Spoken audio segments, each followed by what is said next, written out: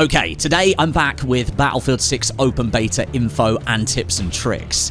Every single day that passes, we learn more about this game, and it's all leading up to the open beta, which interestingly is actually the sponsor of today's video. EA has asked me to get you guys all the open beta information you need for Battlefield 6, which goes live from August 9th to 10th for the first weekend and August 14th to 17th for the second weekend. There's a link at the top of the description that you can click right now, but by the end of this video, you're going to know everything you need to know for both weekends in terms of content, rewards, and even in-game settings that you need to enable, disable, or change for the best experience. So if this video goes on to help you, please go ahead and click that like button for the almighty YouTube algorithm and subscribe for more Battlefield 6 content. We will of course be covering the entire open beta here on the channel.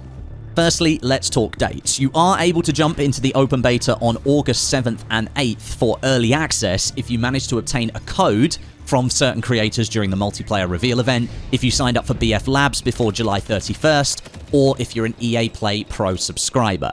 However, the first day that you can gain access without a code is August 9th. That's the beginning of the first weekend, August 9th and 10th, and then the second weekend is August 14th to 17th. Now, during the open beta, you're going to have access to essentially the same build that was shown during the multiplayer reveal, so that's plenty of content in there to keep you entertained.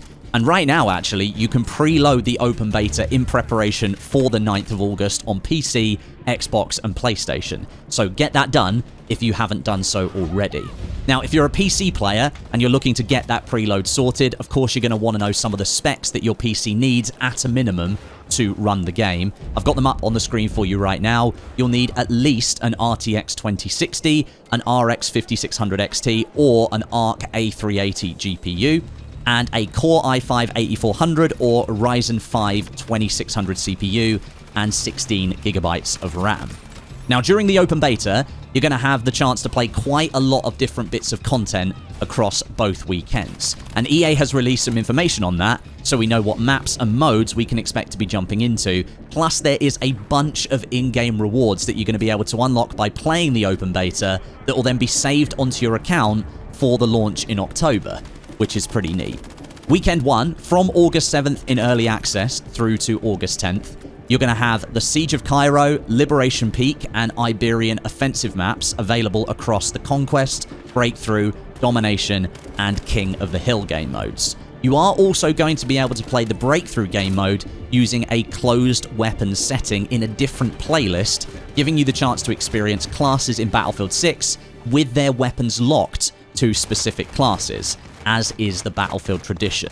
This is something EA is testing right across the open beta for players to get their chance to give some feedback on the whole open weapons across classes thing. Now, as I mentioned, rewards, and there are plenty of them, and some properly decent ones in there as well. So during weekend 1, if you reach level 10, you'll get the Lights Out player card.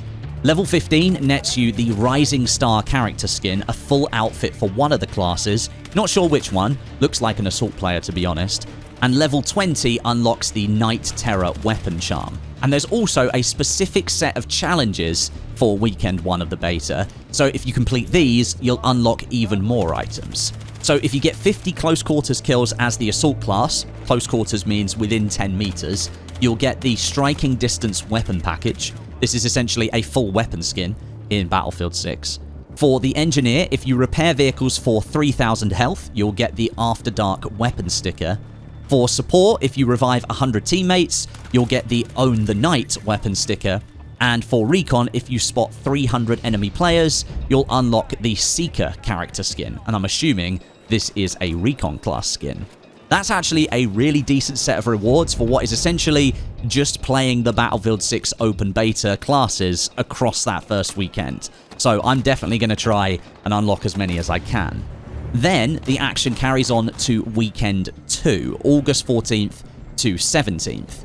The Empire State map is joining the action along with the 3 maps from weekend 1, and additionally we'll get the Rush and Squad deathmatch game modes being added to all the other game modes as options for different types of gameplay. Now, Rush is my absolute favorite game mode ever from the Battlefield franchise, being a Bad Company fan, so it's great to see that it's being used as a game mode again here in Battlefield 6. There are 3 more challenges to complete during weekend 2 of the beta. If you capture 42 flags, 2042, in Conquest, Domination, or King of the Hill, you're going to unlock the War Machine vehicle skin. If you get 200 kills or assists, you'll unlock the Bat Company dog tag. And capturing 10 sectors in Breakthrough or Rush will unlock the Dominion weapon package. Now, something for PC players specifically of the open beta, you will need to enable Secure Boot in order to play the game. This is something that EA is doing in conjunction with their Javelin anti-cheat software that's been in development and deployed into previous Battlefield games over the last couple of years. It'll be active and running during the open beta and for the full launch later this year. So to enable Secure Boot, you need to find out what motherboard you've got in your PC, then head over to their website and search for the instructions on how to enable it in the UEFI BIOS. Sorry I can't be more helpful, I know it sounds confusing and it's an additional step that you've probably never even had to think about before, but it is an additional layer that EA is enforcing as part of their anti-cheat efforts to try and keep Battlefield 6 as clean as possible. Adding on to this for PC players, Battlefield 6 is getting native Steam support this time around, and it won't require you to launch the EA app when you play via Steam, which is pretty nice. I've got the open beta installed via the Steam client, and I'm already able to launch the game and mess around with some settings, which is pretty cool. And I thought I'd point out some good practice changes in the settings menu that you might want to make. And don't worry, these settings are for PC and console as well. So regardless of what platform you're going to play Battlefield 6 on, you can make some of these changes if you want to.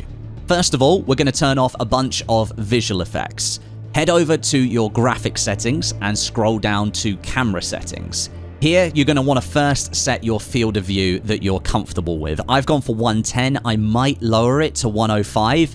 Once I get a few matches in the open beta though, I'll see how I feel. And make sure weapon field of view is set to wide. This makes sure the weapon model on the screen is a little bit smaller when not in ADS, so you get to see more of what's going on around you. Then, make sure world motion blur and weapon motion blur are turned all the way down to 0. Motion blur makes the game look lovely in gameplay trailers, but for actual gameplay, it's completely unnecessary and it makes the game look bad. Then turn camera shake all the way down to 20, the lowest setting that it can go. This stops the view bouncing around all the time when explosions are going off, keeping you focused on the action. And then I'd also suggest turning off chromatic aberration, vignette, and film grain toggles. All of these are additional layers of graphical confetti that just sit on top of your gameplay. It does make things look more atmospheric, but it comes at the cost of some visual clarity. The vignette especially, it adds this darkened effect around the edges of your screen, which again looks great for trailers, but it's not so great for gameplay. Next, we're going to scroll all the way down to interface and HUD on the same graphics page, and we're going to turn off soldier HUD motion and vehicle HUD motion. Both of these settings stop the in-game HUD from bouncing around with the movement of your soldier or vehicle, making it easier to read in more chaotic situations. It also reacts to explosions if you leave it on, and that sends everything flying across your screen all over the place, and you don't want that. Then scroll down a little bit further to icons and indicators, and first click into the HUD icons menu. Okay, in here there are loads of settings to change. You don't have to change any of these, but I'll explain why I'm changing them, and I'll try and make it super simple. All of the settings I'm about to tell you about are to help declutter the in-game HUD, with changes to their opacity in hipfire, ADS, and when they're occluded by objects. The settings I give you are the ones that I like, but feel free to play a couple of rounds of the open beta and then mess around with some of these yourselves if you find some of the icons go missing or if they're still too visible for you. They are broken up into different categories, so let's fly through them. Scroll down to objective icons and you'll see 4 different bars here. From top to bottom, set these as 100, 80, 40, and 20. Next, friendly icons, 6 bars this time. From top to bottom, 100, 60, 40, 100, 60, 40. Then we've got the squad icons, 6 bars again from top to bottom, 100, 60, 40, 100, 60, 40. Then we've got enemy icons, and this is important. We want these icons to stay as visible as possible, since these tell you where enemies are, and you need to know that. So the 3 bars here should all be set to 100. Then neutral icons, set those bars to 100, 60, and 40. And then lastly, we're going to change the hit marker colors in the game. Again, you don't have to do this. I do it because I like separating the different kind of hit markers that I get. So go back out into the graphical menu, scroll down to crosshairs and indicators, and click into that menu. Scroll down to hit indicator, and this is where you set your colors. I've gone for white for standard hit, orange for headshot, red for a kill shot, and then blue and purple for armor hits. But as I understand it, there is no armor in Battlefield 6 multiplayer, so BR, anybody? And lastly, you can scroll even further, and if you're someone who doesn't like seeing the damage numbers show up on the left-hand side of the screen when you shoot at people, this is where you can turn them off. I know that was a big complaint from the multiplayer reveal. Lots of people don't want those numbers showing up. Don't worry, there was always going to be an option for you to turn them off. This is where you find it. And that's it, folks, for open beta info. Thanks for watching, and thanks to EA for sponsoring. Don't forget, link at the top of the description right now for more open beta details on the Battlefield website, if you want them. Drop a like on this video if it helped you, and I'll catch you all tomorrow for early access to the open beta.